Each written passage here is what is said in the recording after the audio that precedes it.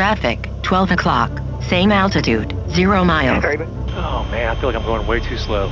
This is exactly why I've avoided flying into a major air show. A lot of airplanes, one airport, and not a lot of room for hesitation. Keep turning in, keep turning in, keep turning in. A complicated arrival procedure. My first time attempting it, with my son along for the ride. So, was I right to be nervous? I don't want to get in trouble here today. Or had I built this up way too much in my head? I've been flying for over 15 years and somehow have never flown into a major air show. Not because I don't think I can do it, but honestly, the whole process seems a little intimidating and stressful.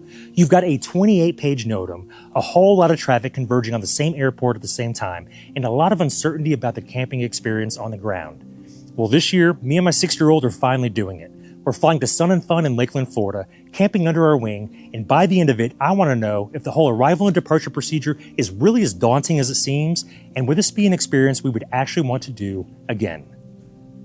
For the trip, we're packing a backpacking tent, sleeping bags, self-inflating mattress, clothes, chairs, and the basics for camping. A portable power station with solar, a cooler, turf tie-downs, all the camera gear, and of course, a little taste of Texas. The big question is, will all this stuff fit in the airplane?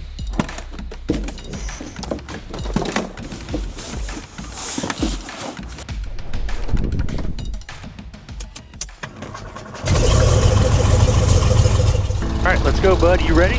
Yeah. Ready to have fun? Let's go to Sun and Fun. Excited? Yeah. All right, let's do it.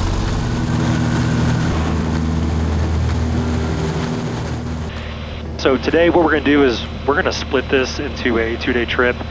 So I want to be fresh tomorrow arriving into Lakeland. So I don't want to try to do all that procedure stuff after 7 hours of flying. So today we're going to fly all the way to Tallahassee. We're going to make one pit stop in Copiah County, Mississippi.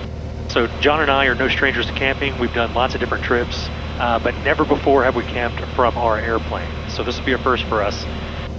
What do you think it's going to be like camping under our wing? It might be loud sleepy because the plane's landing. Oh, so you think it might be loud where we're trying to sleep because planes are trying to land? Yeah.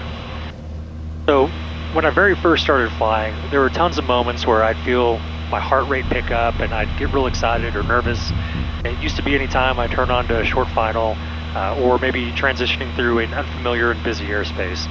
So as the years have gone by and my experience has grown, those moments are more rare. But I've got a feeling that arriving into Sun and Fun tomorrow, I might feel that again.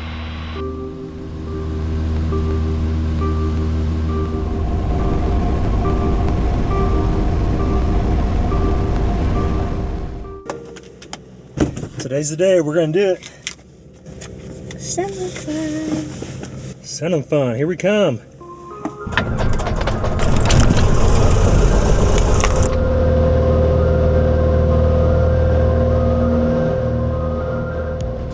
All right, today's the day. We just departed Tallahassee, Florida, on our way down to Sun and Fun in Lakeland. So this morning at the hotel, I had a chance to review the arrival procedures into Lakeland, so I'm feeling pretty good about it, right? So here pretty soon we're gonna find out if this whole thing has just been blown up in my head or if it's really as complicated as it seems. All right, here we go. We're about 42 miles away from Lakeland. I've got the procedures right here. I think we're ready. John's cough has gotten worse, so he's gonna be hacking the whole arrival. So I got him on mute.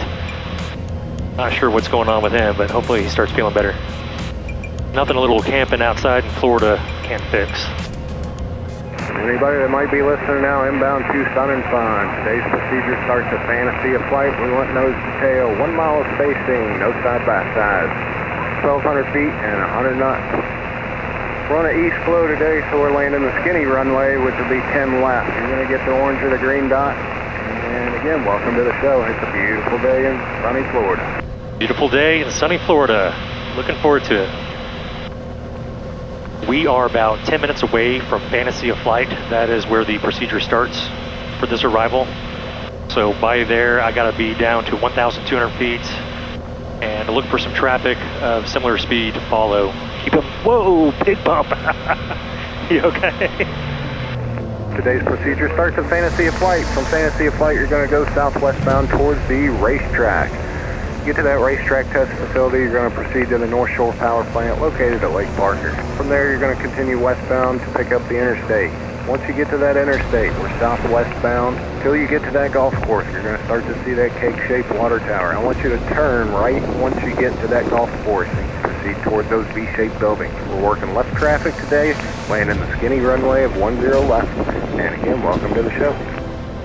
So my first challenge is going to be to find where I fit in line. So keep my eyes out for traffic and try to find someone with similar speed to be able to file in behind and follow. So that was one of the things that intimidated me about coming here, is all the arriving traffic coming at the same time onto the same place. And so I've been to some very busy airports before, like Fredericksburg comes to mind, Tango 82, where a lot of traffic arrives at the same time to go to lunch on the weekend. But there you're allowed to at least talk to each other on frequency and coordinate that way. So here we just kind of have to, look and figure it out. We're not supposed to be using the comms. Everybody, once you get to just past Lake Parker, if you're using Garmin or ForeFlight, let's turn that off and hand fly it the rest of the way in. Some of those spots are not working out well for the tower where they're having you turn. All right, so he gave a warning not to follow ForeFlight once you get to Lake Parker. They're having some issues with people not following the procedure. I think some of the waypoints are in here on ForeFlight and Garmin, but not all of them. And so I've got the first few in there, but I'm going to try my best not to rely on them too heavily and go off the NOTAM here. All right, I'm descending down to 1200 now. Slow my speed to 100 knots. It's westbound to the interstate. Traffic, and 12 o'clock, I-4. same altitude, less When than you 1 get to that mile. golf course again, Same altitude, we want you to 1 turn left mile. at that golf course right at the beginning and keep that cake-shaped water tower off to the right. Do not use ForeFlight or Garmin. There's when some you traffic. pass I the guess lake. that's who I'll follow behind. Not having you guys turn in the right spot, and it's really putting the tower in bad position. So again, when you get to the lake, just turn it off if you're using it and hand fly it the rest of the way in. And doesn't look like he's joining the arrival procedure, so he's just kind of blowing right through the approach fix. Interesting. Well, all right, here we go. That was excitement number 1. We just passed Fantasy of Flight. We're on our way to the racetrack.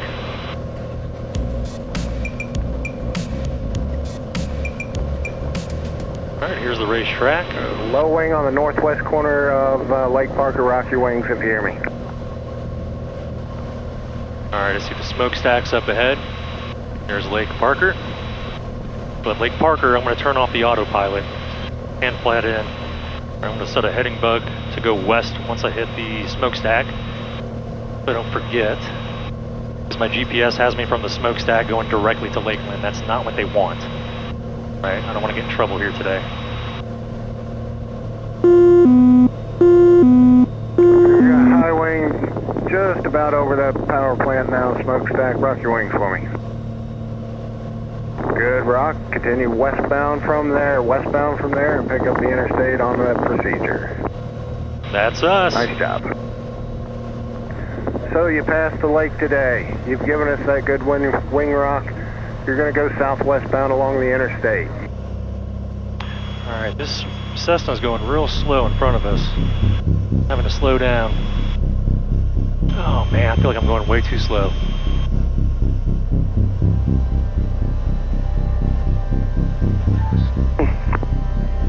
Traffic, 12 o'clock, same altitude, 0 miles. Everybody coming in for Traffic, Lakeland 12 Sun and o'clock, Fun. same The false altitude, procedure less inbound than works 1 great. mile. They put a lot of work into it. We're flying over the cake tower today. And nose to tail, no over-under, side-by-sides.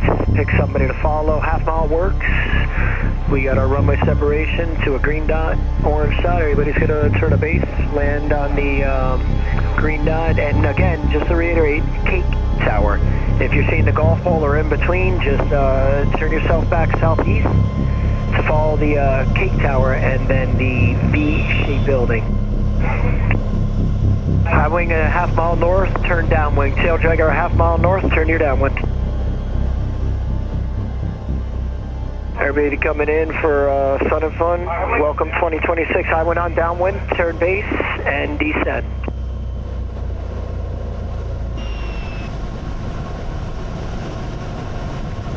White and red, you're looking real good as you turn the base turn. Tail dragger, beam the tower, descend. Follow the tail dragger ahead and to your left. Follow them in on that tight base for the green dot. And you're aiming for the orange to clear to land.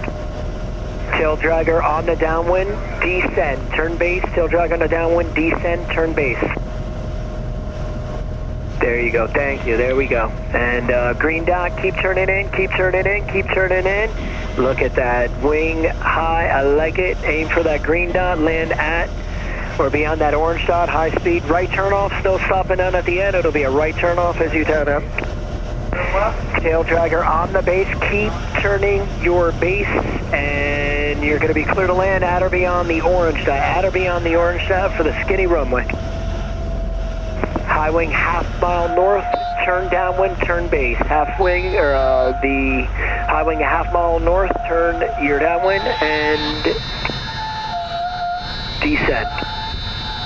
The red and white Cessna on the runway, high speed down to the end, no stopping, do not stop. You're going to go all the way to the end, right turn off, right turn off. I'm not going to lie, it was a little stressful. Low wing in the downwind, start descent. Aim for that green dot, keep going all the way to the green dot. Man, yeah, that high wing with the big tires just was going way too slow. I was about to have to just pull off and go back to the starting point. Could not maintain that slow speed. After all that build-up, we're finally on the ground at Sun and Fun. The taxi-in and parking process was honestly pretty well coordinated. Once we were on the ground, that part felt much easier than I expected.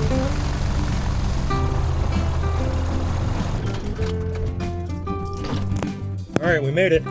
The next question was whether we brought the right amount of gear. And honestly, I think we did. We used basically everything we brought, and compared to some of the other setups around us, we were actually pretty light. When I think camping, I usually think of trees, rivers, lots of open space, and quiet. This was pretty much the opposite. Airplanes and tents everywhere, people close together, and not much shade except for under our wing. Having a high wing was a huge advantage. The late night noise was probably the hardest part, especially with a kid. A lot of people stay up late, and when everyone is packed in close together, you can hear all of it. But we also met some really great people, heard some amazing stories, and there's something special about waking up next to your airplane in the fog. The show itself was a blast. The static displays, warbirds, vendor booths, and just walking around looking at airplanes was exactly the kind of thing we came for. We did a little shopping for airplanes that we absolutely could not afford. And for John, just being surrounded by airplanes all day was pretty hard to beat. And then, occasionally, the sky reminded you why you come to these shows in the first place. We also tried the 927 Club on the day of the combined afternoon and evening Airshow. For the two of us, the early camping and the Airshow package was about $190. The 927 Club was another $500 total. It was nice as a home base. They served breakfast, lunch, and dinner, the food was good enough, the bathrooms were nicer, and having a cold place to escape the heat was definitely useful. But as a place to actually watch the Airshow, I did not love it. The windows were partially blocked and outside had limited shade.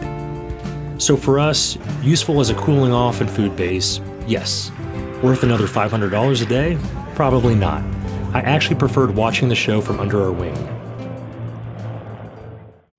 So, was the arrival procedure as daunting as I thought it would be? Honestly, yeah, it was a little stressful, but not for the reasons I expected. Now, the procedure itself made sense. The landmarks, the traffic flow, the tower instructions, once I was in that part was manageable. But the stressful parts came from the unexpected stuff, like traffic crossing near the initial arrival area, and then later getting stuck behind an airplane that was traveling much slower than the published speed. Now, that's where my biggest takeaway comes from. I should have gone into the arrival with the mindset that if spacing didn't look right, I'd peel off and restart the procedure. I knew that was an option, but in the moment, I waited a little too long. As far as departure goes, that part was pretty easy. Marshalers guided everyone toward the active runway. Tower cleared aircraft one at a time, and we just followed the line out. And getting to depart behind a B-25 was a pretty cool final look at the kind of airplanes that made this place special. So, would we do Sun and Fun again? Yeah, I think we would. We had a great time camping, watching airplanes, and meeting other pilots. That part was absolutely worth it. However, next time I would do a few things differently. I would be quicker to reset on the arrival procedure if spacing felt off, and I would think twice before splurging on the premium add-ons again. I've waited a long time to fly into a major air show, and getting to experience it for the first time with my son made it worth the wait.